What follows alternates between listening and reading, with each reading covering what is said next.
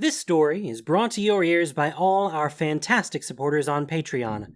To get in on the action yourself with bloopers, extras, and the occasional early story, join us at patreon.com/voiceofallmtg. We'd like to thank our newest patron, Gregory Lopez, for already donating. For more stories, or just to chat, visit voiceofallmtg.com.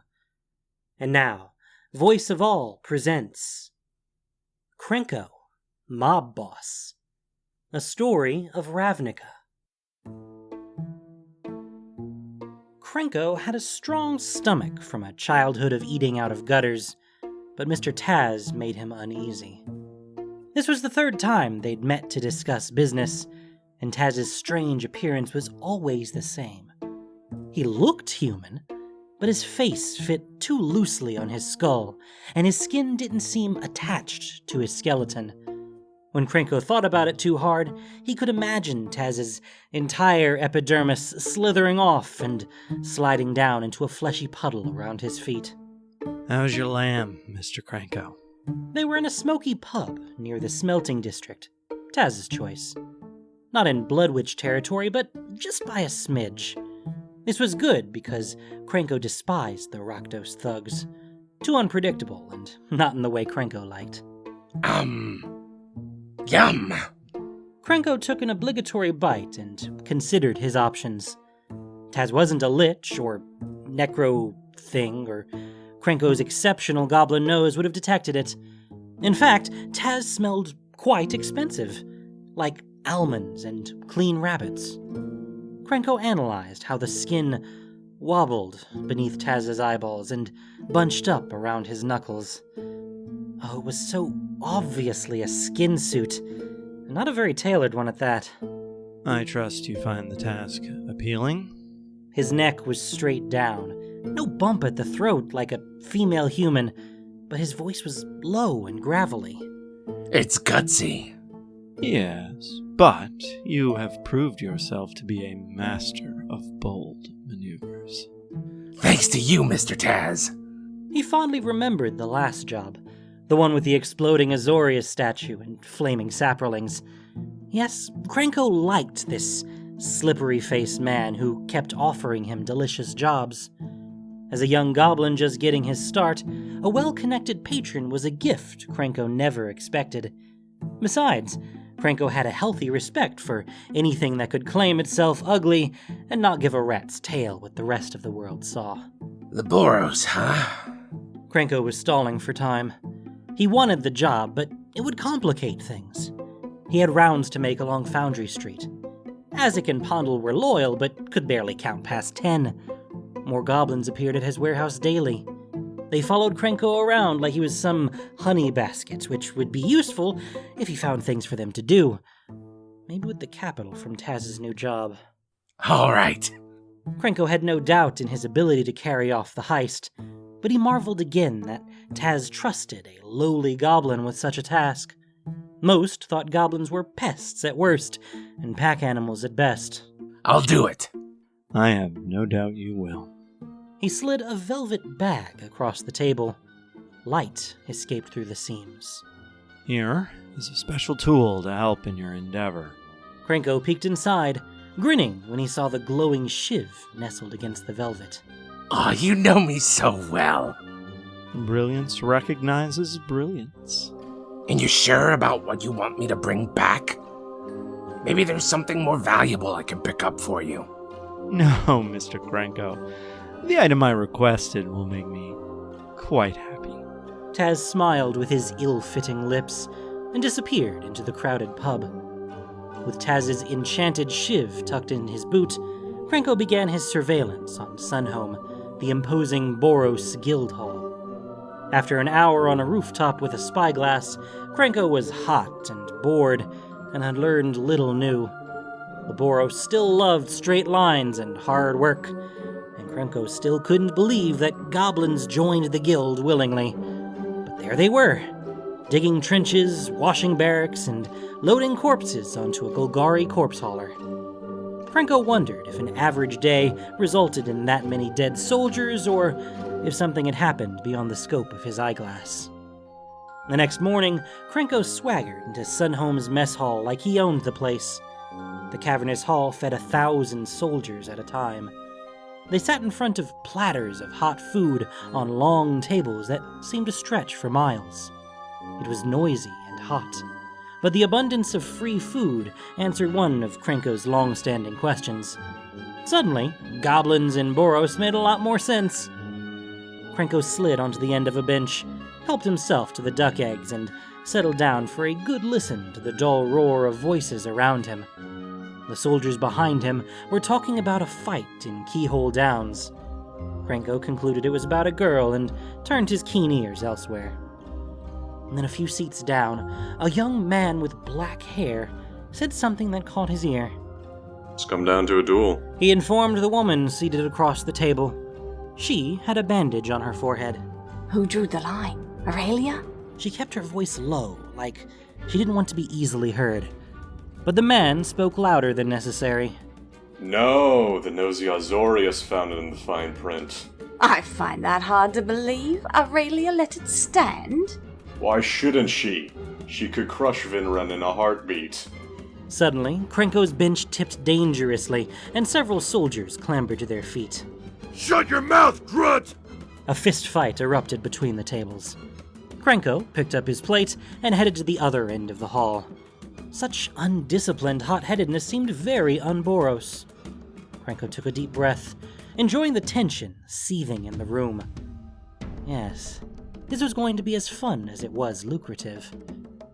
The next day, Krenko went looking for trouble, and he found it everywhere.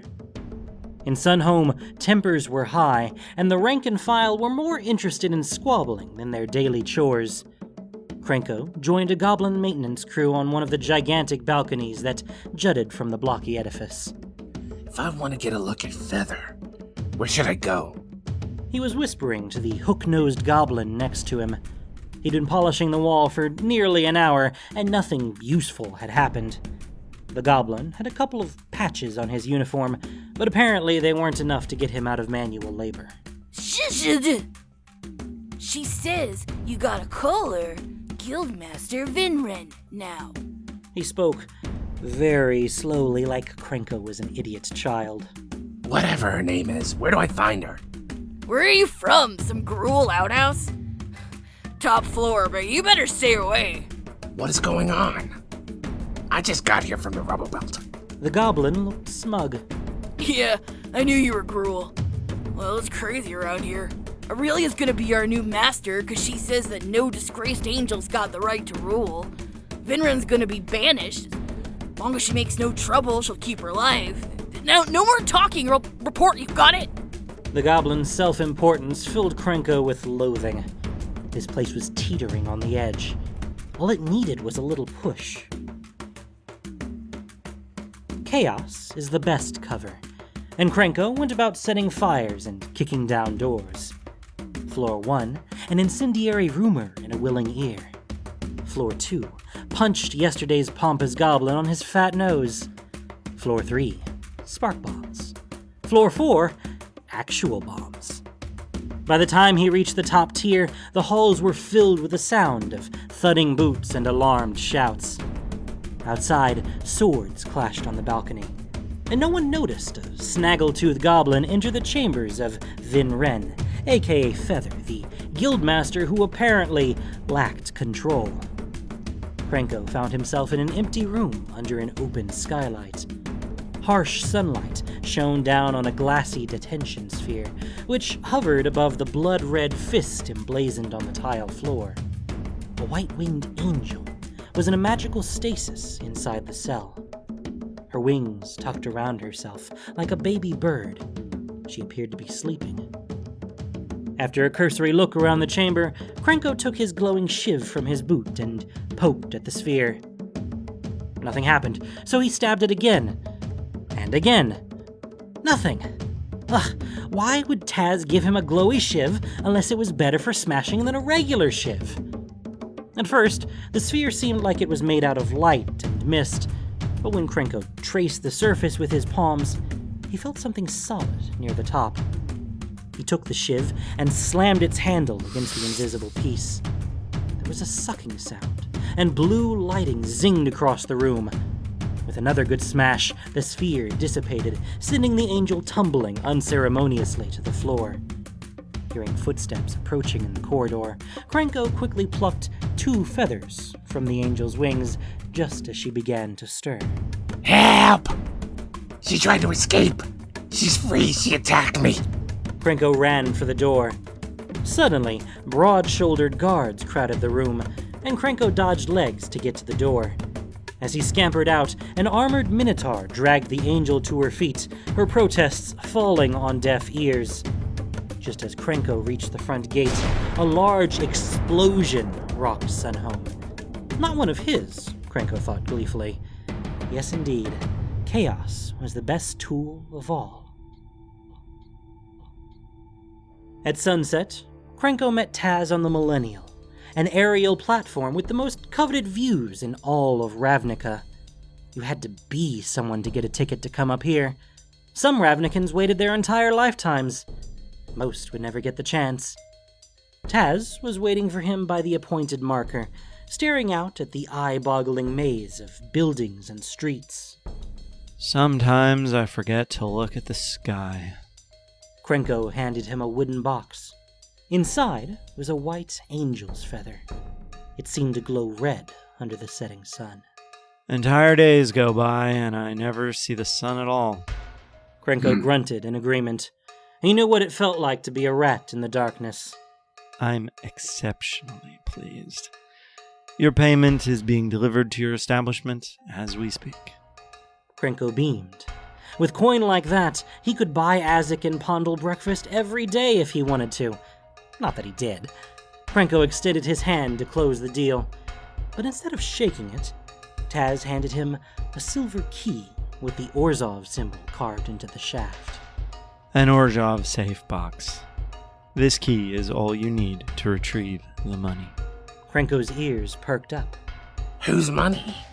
Feathers, actually. She earned a salary as a Wojak for a time, but she won't need it anymore. Why don't you keep it for yourself? Consider it a bonus payment for a job well done. Mr. Taz smiled, and the skin on his face sagged beneath his jawbone. You have management skills, Mr. Krenko. I can see you as the boss of something grand. Krenko pocketed the key and cocked his head. What else, Mr. Taz? Oh, just a trifle. While you're in the Orzhova, perhaps you could pick up a little something for me?